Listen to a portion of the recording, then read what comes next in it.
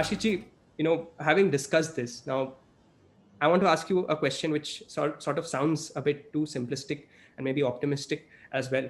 But I think it's an important question for us to ask, and I would want to ask nevertheless.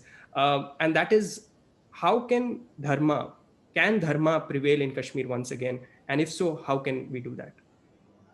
Right. So, um, like I was mentioning, that this demographic inversion that happened in Kashmir, it didn't happen overnight, right? It happened over a long course of 600 years, and that kind of indicates that it is not a problem that can be solved by short-term thinking.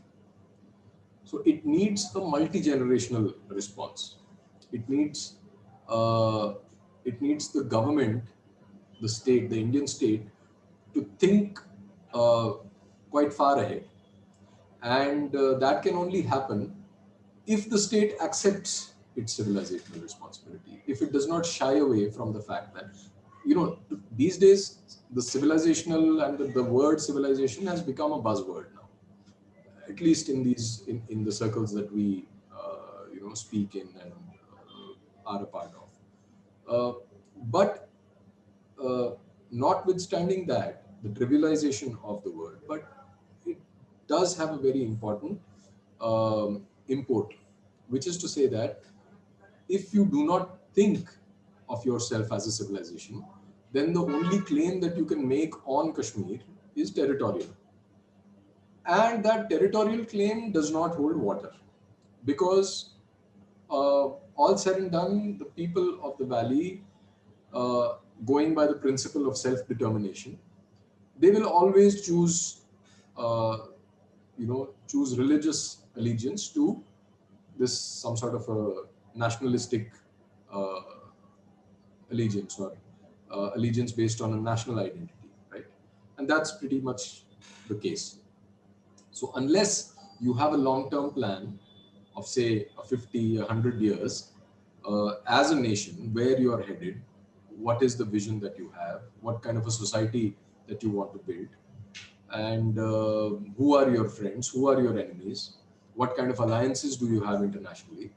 If you don't have that clarity, and if those alliances and those friends and enemies are based on something which is very short term, let's say something like a crisis that is impending. A lot of people frame the Kashmir problem as a problem of water, that India will have a water shortage, and therefore they need to, and all this conflict is because of water. So that's a gross reductionism. That's like saying that the only thing that matters, you can't solve the water problem by talking to your neighbors. It's as simple as that. But somehow we shy away from looking at the Kashmir problem, the Kashmir conflict, as a religious civilizational conflict, and the responsibility for that is the propaganda. It goes. I mean, the responsibility for that is of the Indian state and its propaganda machinery, which has created all sorts of misconceptions among the citizens of India about Kashmir, because they are unwilling to acknowledge the civilizational dimension of this problem and to face it bravely. And the problem is actually on account of the nature of the Indian state. It's a democratic republic, right? And all all the parties that come to power, they are only looking at the problem from a perspective of a 5-year window. This is what we have to manage, and then we'll see the next 5 years, right? So a problem that has evolved over 600 years is sought to be solved by not short term but micro short term thinking, like 5 years के period में सोचते हो आप. So when that happens, then obviously there is going to be no solution.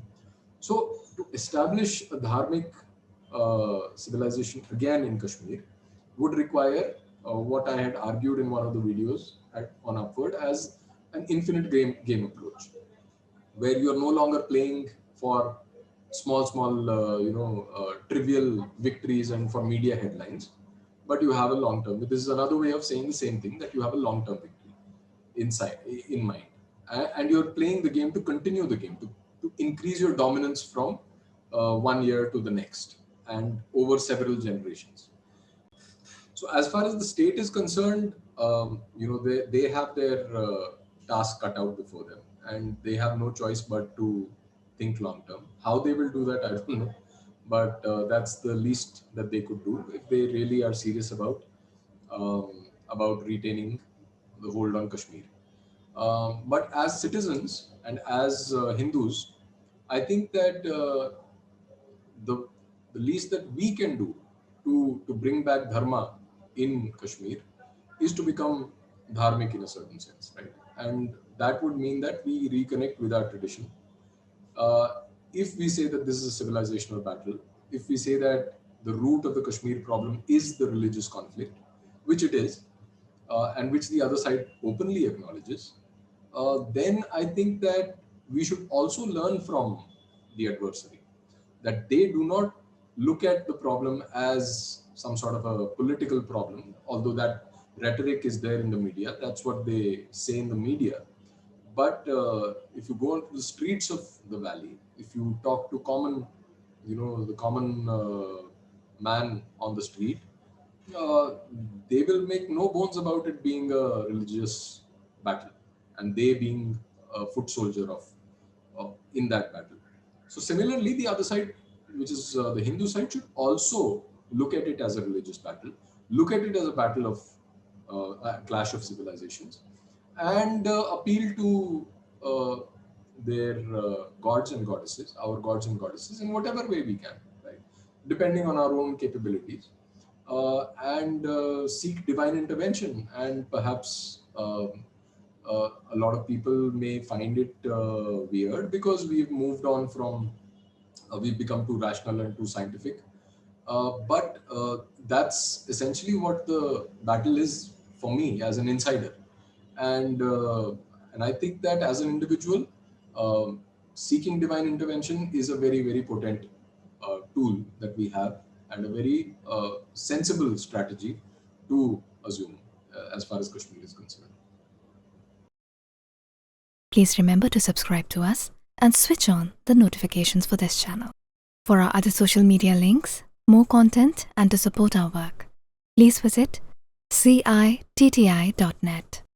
Dhanyavad. Namaskar.